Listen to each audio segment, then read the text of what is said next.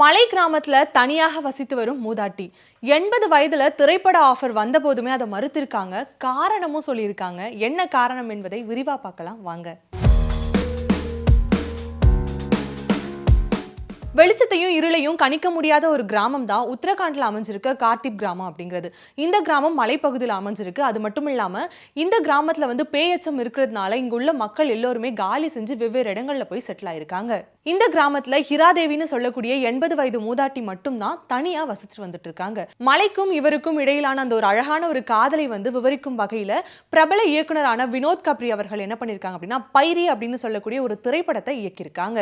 மலை கிராமத்துல நடக்கக்கூடிய உண்மை சம்பவங்களை அடிப்படையா வச்சுதான் இவரு திரைப்படம் எடுக்க நினைச்சிருக்காரு. இந்த திரைப்படம் எடுக்கிறதுக்கு முன்னாடி ஃபர்ஸ்ட் ஹிராதேவி கிட்ட போய் ஒரு பெர்மிஷன் ஒன்று கேட்க போயிருக்காரு. அப்போ ஆரம்பத்துல ஹிராதேவி என்ன பண்ணிருக்காங்க அப்படின்னா இல்ல இதுல என்னால எப்படி நடிக்க முடியும், அது மட்டும் இல்லாம அவங்களுடைய வாழ்வாதாரத்தை ஒரு எரும மாடை நம்பி தான் இருக்கு. அதை மேய்ச்சு அதன் மூலமா வரக்கூடிய பணத்தை வச்சுதான் இவங்க அவங்களுடைய ஒட்டுமொத்த வாழ்க்கையுமே வாழ்ந்து கொண்டிருக்காங்க. அப்படி இருக்கும் நிலையில இவங்க திரைப்படம் நடிக்க வந்துட்டாங்க அப்படின்னா அந்த எரும மாட்டை யாரு பார்த்துப்பாங்க அப்படிங்கிற ஒரு காரணத்தினால இல்ல அப்படிங்கிற மாதிரி சொல்லியிருக்காங்க. பிறகு ஹிராதேவி இந்த திரைப்படத்தில் நடிக்க ஓகேவும் சொல்லியிருக்காங்க. ஓகே சொன்னதோட மட்டும் இல்லாம இயற்கையோடு ஒன்றிய இவங்களுடைய வாழ்க்கை துல்லியமான ஒரு நடிப்பின் மூலமா அந்த படத்திலையும் ரொம்ப அழகா வெளிப்படுத்தியிருக்காங்க. இந்த திரைப்படத்துல அதே பகுதியை சார்ந்த முன்னாள் ராணுவ வீரரான பதம் சிங் அவர்கள் கதாநாயகனா நடிச்சிருக்காரு. எஸ்டுடிஏ நாட்டில் நடைபெறக்கூடிய தாலின் பிளாக் நைட் அப்படின்னு கூடிய சர்வதேச திரைப்பட விழாவிற்கு இந்த பைரி திரைப்படம் தேர்வாகி இருக்கு.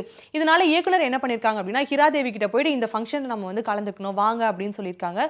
இந்த ஃபங்க்ஷன்ல கலந்துக்கிறதுக்குமே ஹிராதேவி ஆரம்பத்துல இல்ல என்னால வர முடியாது, எரும மாட்டை தனியா விட்டுட்டு இவ்வளவு தூரம் என்னால அந்த நிகழ்ச்சியில பங்கேற்க முடியாது அப்படிங்கிற மாதிரி சொல்லியிருக்காங்க. பிறகு ஹிராதேவியோட மகன் மற்றும் மகள் நீங்க போயிட்டு வர வரைக்கும் இந்த எரும மாட்டை நாங்க பத்திரமா பாத்துக்கணும் அப்படிங்கிற மாதிரி சொல்லியிருக்காங்க.